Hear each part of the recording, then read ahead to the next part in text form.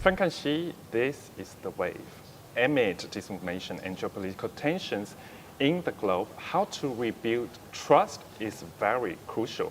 This year's World Economic Forum aims to push this goal with country leaders and business giants. Today's guest attended the forum and will be sharing his opinions on how the WEF impetus works. Joining me now is Mr. Jirayu Sapsisopa, founder and group CEO of Bitkub Group. Fantastic to have you on the show. Thank you. Thank you so much for having me. So, of course, this year's theme of WEF World Economic Forum is rebuilding trust. Amid all this disinformation, misinformation, and deepfake video, along with the growth of AI, artificial intelligence. So, what's your insight from your experience that you talk to country leaders, business leaders? So what's the solution here? Have you seen any, what's your vision? What's the solution for that? Many of the world's leaders said in 2023 it was the worst year for many of the world's metrics. Yeah. For example, last year, 2023 was the worst year for climate disruption ever in the history of humanity. Yes.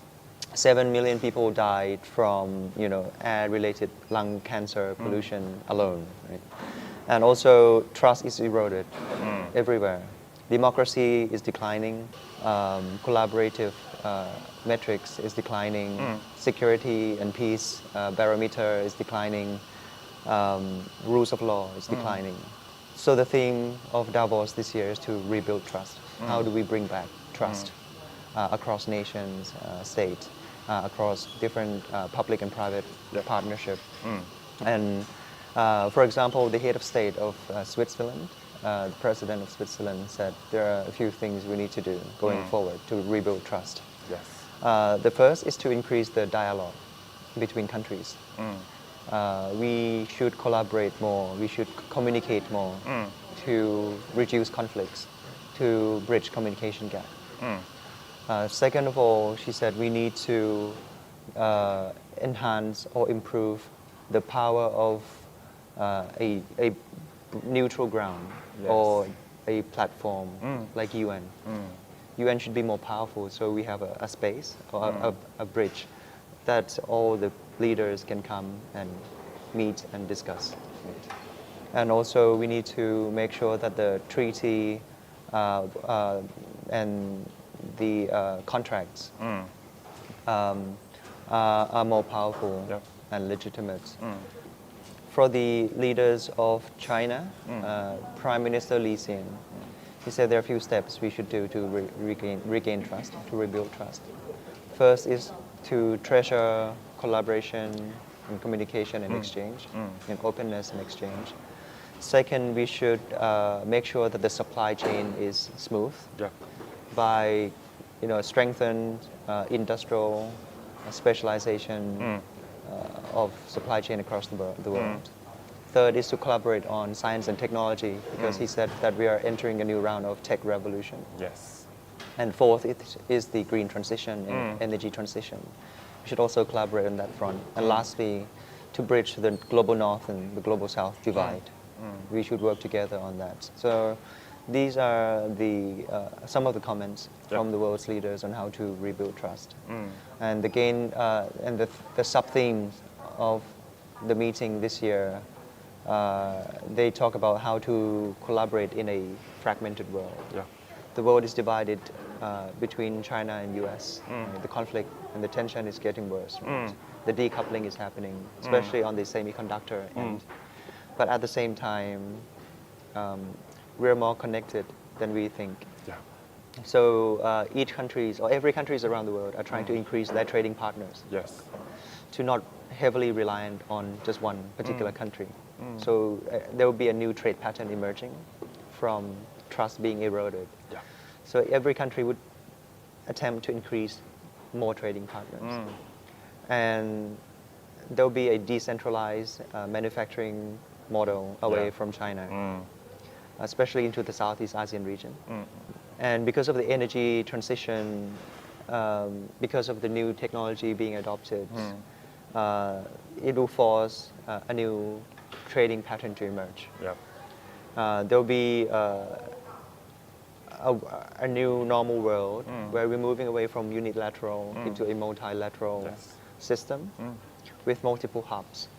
For example, in 2025, there will be an digital economy ASEAN integration agreement taking place.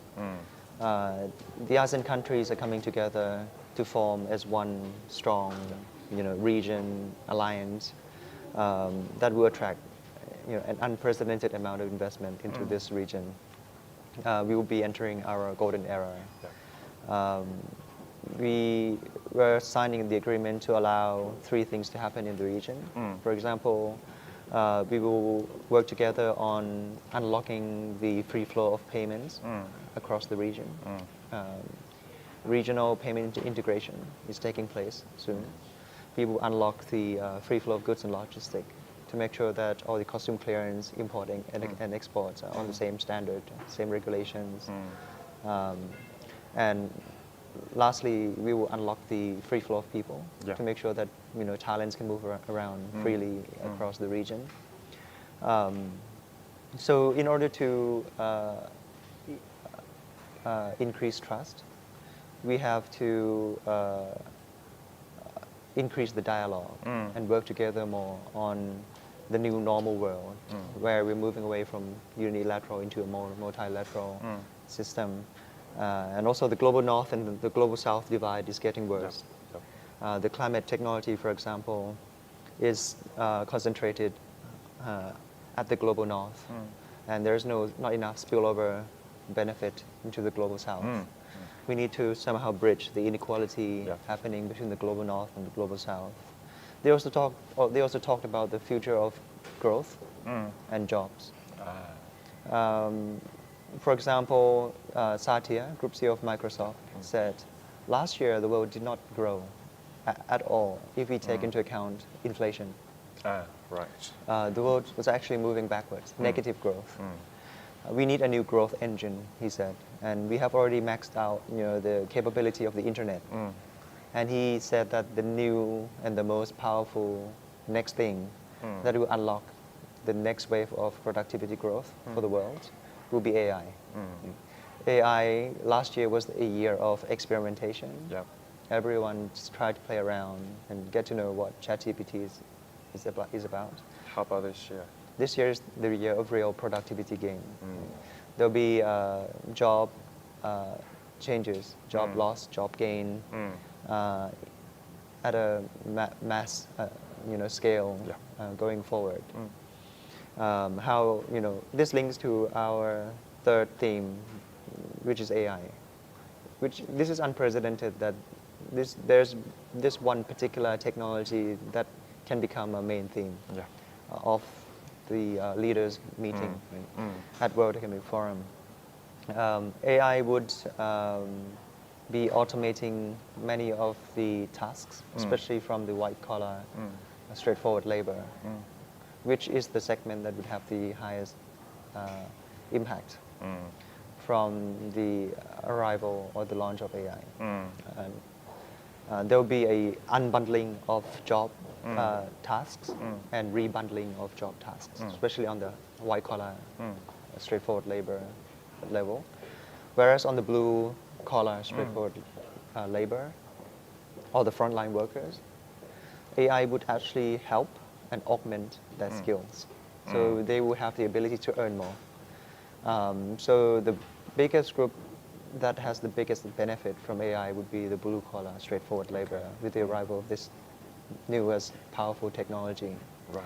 And lastly, they also talked about the energy transition and green transition.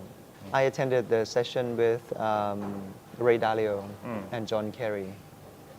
John Kerry said we need at least $5 trillion per year of investment into climate every year consecutively until the year 2050 in order to really solve climate issues and successfully transition into a greener supply chain, right? And Ray Dalio said that's roughly about 5% of the world's GDP. That's a lot of money, right? And philanthropic funds is not enough. The only available fund of that size will be institutional money. Yes. But then it's a chicken and egg issue because institutional money cannot flow into an unprofitable project. Yeah. How do we make green projects profitable? So going forward, the leaders are creating a carrot and stick mechanism to force ancient, old supply chain businesses that are still destroying the world to bring a knife to a gunfight. They will gradually lose over time. For instance, they cannot take loans out from a bank because bank can only provide green loan. Right? They cannot export to Europe.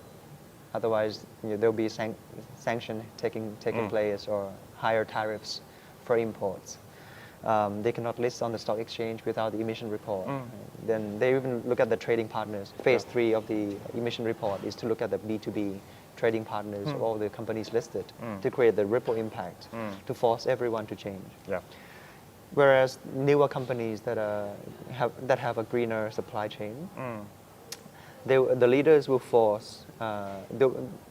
will give them a carrot instead of a stick, right? To give them incentives, to give them advantage, to make sure that they win on a global stage, to make sure that they bring a gun to a knife fight, so that they win, they become profitable in the long term, so that institutional money can enter the space into a greener supply chain, so that 5% of the global GDP can relocate or redistribute it to the right area. So this is an interesting point that the new business rules are coming. And especially Thai SMEs, MSME, listed companies, they need to really listen and start to adapt. Yeah. One of the most powerful statements I heard at Davos this year from one of the leaders. They said that if for any individual or any company or any country even, if they don't start talking about two things today. The first thing is digital.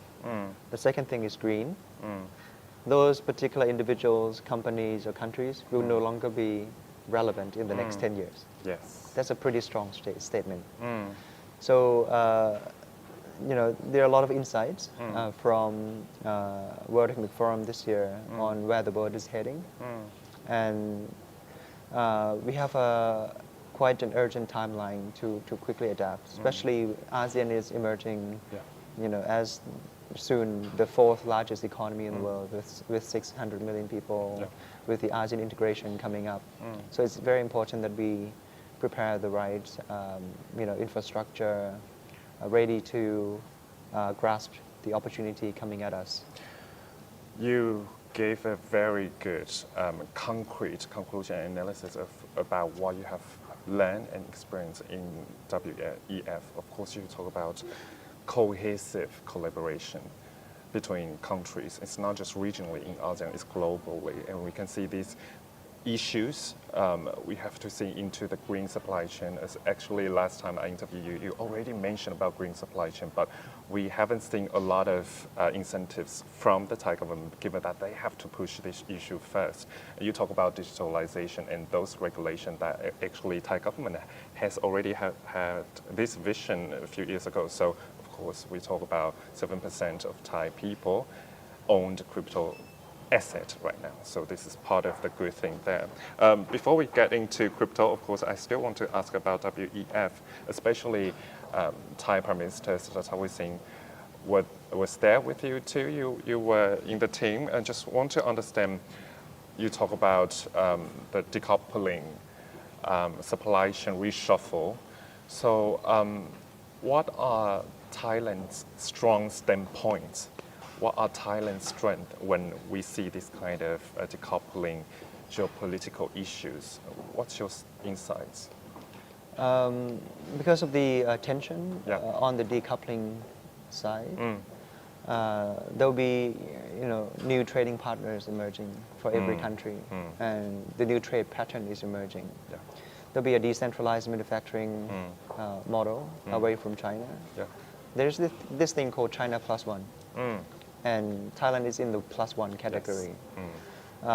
Everyone is diversifying their supply chain into Thailand, right? So we kind of got the spillover benefit from the the decoupling of the world. Yeah.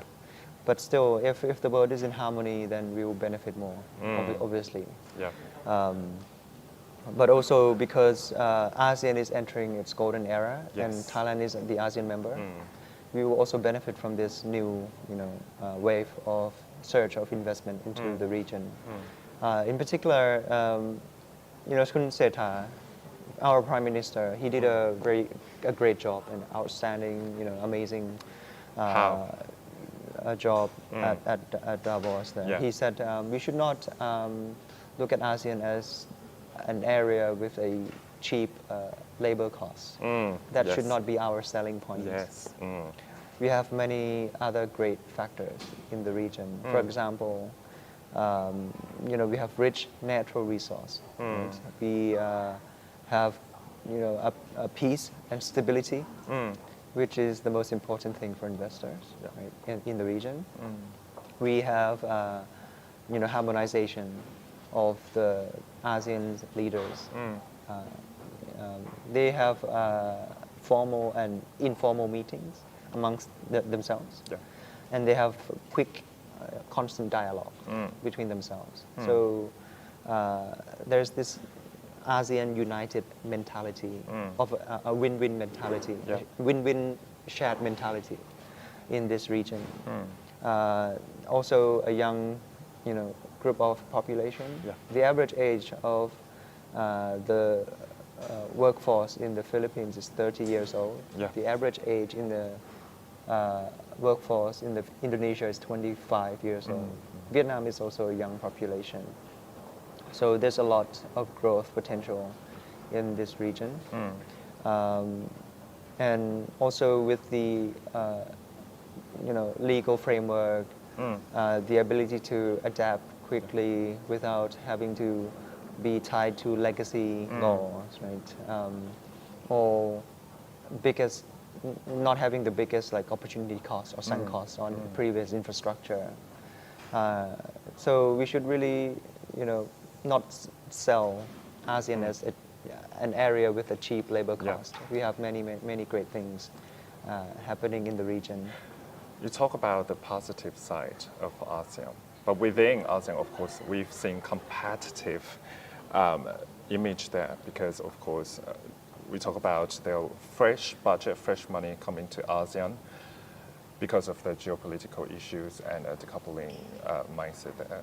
But, of course, Vietnam, as you talk about, Vietnam, Indonesia, Philippines, they want to get those much money into their countries too. So what is Thailand's strength? You talk about, of course, we shouldn't, ASEAN shouldn't use the cheap labor force as a selling point. They have young force, as in Philippines, Indonesia, Vietnam too. How about Thailand's strength? What's the base we have for those foreign investors? So there are many factors that we need to unlock, Yes. right, in order to prepare our country for the next growth engine that is happening soon. Right? First is the critical infrastructure. Yeah. Thailand, I would say, especially in the banking sector, the mobile banking payment. Yes. We're at least not on par with the world's leading countries. Even I think overtaking China and US now for mobile banking per capita ratio. Right? We are outperforming many of the advanced nations. So it's a good use case. PromptPay is a great example of a critical infrastructure needed. Internet connectivity in Thailand, 5G, internet access. Many of the people in Thailand get access to the internet. We're a social media country. We're the first early tech adopters, one of the earliest tech adopters in the world. So I think critical infrastructure is needed in order to unlock growth. So we need to look at cloud computing, internet connectivity, digital ID, payment infrastructure. I mean, if you were to compare these things to Indonesia or the Philippines, we're leading because half of the people in Indonesia or Philippines are still unbanked and underbanked, right? Still cash. 50% are still cash transaction. Internet connectivity, we're outperforming, the Philippines, Indonesia for sure. Right? But also there are other factors that we need to improve. For example, human capital. Right? Vietnam's prime minister said he is able to produce 500,000 people, 500,000 students every year from science and technology space. So that's the right human capital, right, to prepare for the country. Yeah. We are able to produce much less for Thailand. So we need to encourage more students to take, science and technology courses. Yeah.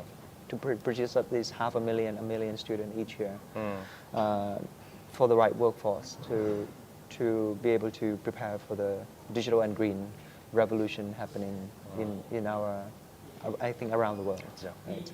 Apart from preparing the right human capital, the third factor we need to consider is to have the right legal reform and regulation in place. Yeah. The world is moving so fast, and it will move much faster in the next 5 years, 10 years.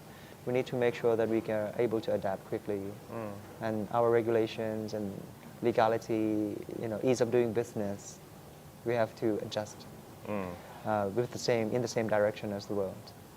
Making sure that everybody can register a company easily with the right incentives from BOI, tax incentives, talent incentives. How do we give golden visas to the right talents to join our economy? How do we incentivize great people to start a new company? Because innovations or growth are driven mostly by entrepreneurs. How do we encourage entrepreneurship in our country? So we need to make sure, apart from the critical infrastructure, we need to prepare the human capital. We need to prepare. We need to make sure that we have the right legal reform, regulation in place, ease of doing business. Yeah. Human capital, actually, many foreign investors, I talked to a business leader and president of Chamber of Commerce there, they talk about this point many times, because actually, of course, the government should push, or private sector, they also need to invest in upgrade of reskilling, upskilling programs too. And also, of course, you talk about education aspect too, how the government could use the educational reform to produce the right human capital for the country for the next 5 years growth. In WEF, you were one of the speakers on the section called Clear Eyed About Crypto. Of course, we just mentioned 7% of Thai people own crypto assets. This is the good side of the regulation there for crypto growth. But what could the government do to implement more to further expedite crypto growth in Thailand? I would like to highlight the fact that Thailand is one of the most advanced countries in terms of pushing out the crypto digital assets regulations in the world. Yeah. We were the first to issue a proper digital asset exchange license. Yeah. Right? And that is partly why cryptocurrency adoption per capita is quite high, because the legality is in place quickly and clear. If you have a clear definition from day one. Whereas in the US, they're still debating on the taxonomy, the definition of different tokens, right? Especially the alternative coins. Yes. Whether they should be classified as securities or not. Right? Thailand has been clear from day one. We have 3 categories: investment token, utility token, cryptocurrencies. But I would say we're not the far front leader in the digital asset space, but we're not lagging behind. I think we're moving at the right pace. But in order to expedite or stimulate even more development of the digital asset space, or how do we make sure that Thailand is becoming a digital asset hub? Right? We need more support from the government. We need, for example, to remove the capital gain, taxes from cryptocurrencies, because they are simply the internet protocols. Right? They're not classified as it's a new asset class. Yeah. It's not money. It's not currency. It's not traditional assets. Yes. It's an internet protocol. So we need to make sure that we are not only removing VAT, which we did, in the last week, but the country also need to reconsider on removing the capital gain on digital assets to make sure that the money will not leave the country, and people are not cashing out outside or elsewhere, but instead bringing the money inside Yep. into Thailand by providing the right incentives. Removing capital gain would increase a lot of incentives for crypto nomads and digital nomads and cryptocurrency users to liquidate their wealth in Thailand, and hopefully it would distribute wealth across the economy. Second is to have regulations that allows players to launch more products or features. For example, tokenization of real-world assets, right? Tokenization of stocks and bonds. We can tap on the liquidity from the new market, especially right now with the traditional stock exchange market. The liquidity is disappearing very fast. Right? We are running into issues with corporate bonds and even the housing markets. If we are able to unlock regulations on crypto as a payment, new liquidity from the new market could bridge this bonds liquidity shortage issue and the real estate, liquidity scarcity issues by, using crypto as a payment. And the world is moving towards this direction. Yeah. I mean, there will be more and more nano entrepreneurs working in Thailand, around Phuket, Chiang Mai, and they can only receive like $10 per contract. Yeah. How are they going to receive money in fiat? Right? They can only receive money in cryptocurrency for it to be economical. And they have to be able to use them as means of payment, in Thailand. So we need to really unlock on further on a few traditional education, traditional regulations. Even the definition of money in Thailand was last updated in the year 2475. Wow. Thai year. Yeah, right? Thai year. That's almost like 80 years ago, before the arrival of the internet. Yes. So I think it's time that we really update the taxonomy, the regulations that should be in line with where the world is heading. And also we need government support for the digital asset player to become a regional player and to be a global player. Yeah. So of course, Kunjira, you talk about a lot of concrete points, beneficial points for Thailand to go forward on the growth of crypto market. So of course, you talk about VAT, tax regulation reform, government support, and crypto as payment. Of course, we have to. I mean, Thailand has to compete with other crypto markets in the world, our neighbors in global market. So last question, of course, this is your expertise in crypto market. Just want to know, halving season is coming. So what's your analysis? Do you think those people, they are still worried about crypto market, they are not really, believing in crypto market? Should they buy it for now? What's your analysis about the halving season coming? Sure, I cannot give straightforward investment advice, but statistically, after the Bitcoin halving, which occurs once every 4 years, halving will occur on the 16th of April this year. So statistically, this year and next year should be the golden year. Should be the next cycle for the cryptocurrency industry. I've been in this space for 10 years now, and I have witnessed three exact cycles occurring once every 4 years. Exactly. Yeah. And we're entering the fourth cycle now. So you cannot predict for sure, right, what the future is going to be. How about according to your experience? Statistically, this year, next year should be a good year for cryptocurrency industry overall. But it's not investment advices then, it's just according to your experience, because we have seen 3 cycles of halving season. And it could be a bull market, could be, but we don't know what will happen in the future. So be careful, the up and round roller coaster is coming. Yeah. Right. Thank you so much for today, for your time, for your insights in World Economic Forum, of course, your expertise in crypto markets.